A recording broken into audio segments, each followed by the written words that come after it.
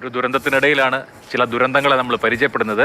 അഹമ്മദാബാദ് വിമാന അപകടത്തിൽ മരിച്ച നഴ്സിനെതിരെ സമൂഹ മാധ്യമങ്ങളിലൂടെ അപവാദ പ്രചരണം നടത്തിയ ഡെപ്യൂട്ടി തഹസീൽദാർ എ പവിത്രനെ സർവീസിൽ നിന്ന് പിരിച്ചുവിടാൻ ശുപാർശ. വളരെ ഉചിതമായ നടപടിക്ക് തന്നെയാണ് ശുപാർശ വന്നിരിക്കുക. കാസർഗോഡ് ജില്ലാ കളക്ടർ കെ ഇമ്പശേഖറാണ് സർക്കാരിന് ഈ ശുപാർശ നൽകിയത്. എ പവിത്രൻ നിരന്തരം അപകീർത്തികരമായ പരാമർശങ്ങൾ നടത്തുന്നയാളാണ് എന്ന് കണ്ടെത്തിയതിന്റെ അടിസ്ഥാനത്തിലാണ് ഈ നടപടി. അതേസമയം നഴ്സിനെതിരെ അപവാദ പ്രചരണം നടത്തിയ കേസിൽ പവിത്രന്റെ അറസ്റ്റ് വെള്ളരിക്കുണ്ട് പോലീസ് രേഖപ്പെടുത്തിയിട്ടുണ്ട്. സാരംഗ് സുരേഷ് വിവരങ്ങളുമായി ചേരുകയാണ്. സാരംഗ്, പേര് പവിത്രൻ എന്നാണെങ്കിലും ചെയ്യുന്ന പ്രവൃത്തിക്ക് ഒരു പവിത്രതയുമില്ല. ഇയാൾ സ്ഥിരം കുഴപ്പക്കാരനാണ് എന്നിപ്പോൾ കളക്ടർ തന്നെ റിപ്പോർട്ട് നൽകിയിരിക്കുകയാണ്. പിരിച്ചുവിടലിലേക്ക് പോകുമോ? പോലീസ് നടപടി ഇപ്പോൾ എന്താണ്?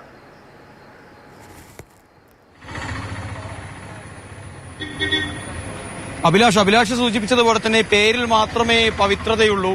സ്വഭാവത്തിലും പ്രവൃത്തിയിലും പൂർണ്ണമായും കളങ്കമാണ്. ഒരു മനുഷ്യന്റെ ഉള്ളിൽ എത്രത്തോളം നീചത്വം ഉണ്ടാവരുതോ അത്രത്തോളം നീചനായ ഒരു മനുഷ്യനായി ഇയാൾ മാറിയിരിക്കുന്നു എന്ന് തന്നെയാണ് യാഥാർത്ഥ്യം. നമ്മളെല്ലാം തന്നെ നൽകുന്ന നികുതിപ്പണം കൊണ്ട് ജീവിച്ചു പോന്നിരുന്ന ഒരു വ്യക്തിയാണ്. ഒരു ജനസേവകനായി, മാതൃകാ ജനസേവകനായി മാറേണ്ട ഒരു വ്യക്തിയുടെ ഭാഗത്ത് നിന്നാണ് ഇപ്പോൾ ഇത്തരത്തിൽ വലിയ ഒരു തെറ്റുണ്ടാവുന്നത്. ഇത്തരത്തിലുള്ള ആളുകൾക്ക് നേരെ കർശന നടപടി ഉണ്ടാവണം എന്നുള്ളൊരു വലിയ വികാരമാണ് ജനങ്ങളുടെ ഭാഗത്തു നിന്നൊക്കെ തന്നെ ഉണ്ടാകുന്നത്. വലിയ തോതിലുള്ള പ്രതിഷേധ പരിപാടികൾ ഇവിടെ നടന്നുകൊണ്ടിരിക്കുകയാണ്.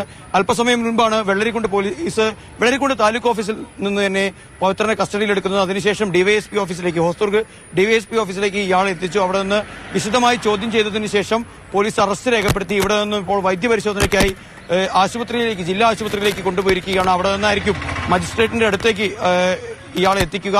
സ്വാഭാവികമായും ഇയാളെ റിമാൻഡ് ചെയ്യുക തന്നെയാണ് ചെയ്യുക.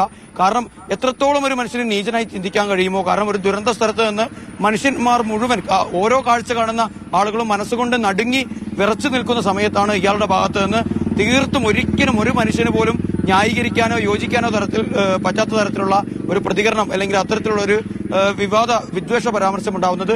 ജാതീയതയുടെയും സ്ത്രീവിരുദ്ധതയുടെയും ഒക്കെ തന്നെ ഏറ്റവും മൂർത്തമായ ഒരു രൂപം തന്നെയാണ് ഇയാളുടെ ഭാഗത്തു നിന്നുണ്ടായത്. ഇത്തരത്തിലുള്ള ആളുകൾ സർവീസിലെന്നല്ല ഈ നാട്ടിൽ തന്നെ നിൽക്കരുത് എന്ന് തന്നെയാണ് നാട്ടുകാരുടെ ഭാഗത്തു നിന്ന് വരുന്ന പ്രതികരണങ്ങളൊക്കെ തന്നെ.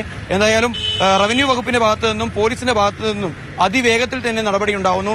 ഇത്തരക്കാർക്ക് ചുട്ട മറുപടി തന്നെ നൽകണം എന്ന് ജനങ്ങളുടെ ആ ഒരു പ്രതികരണത്തിനെ, ജനവികാരത്തെ പൂർണ്ണമായും മാനിക്കുകയാണ് റവന്യൂ വകുപ്പും പോലീസും.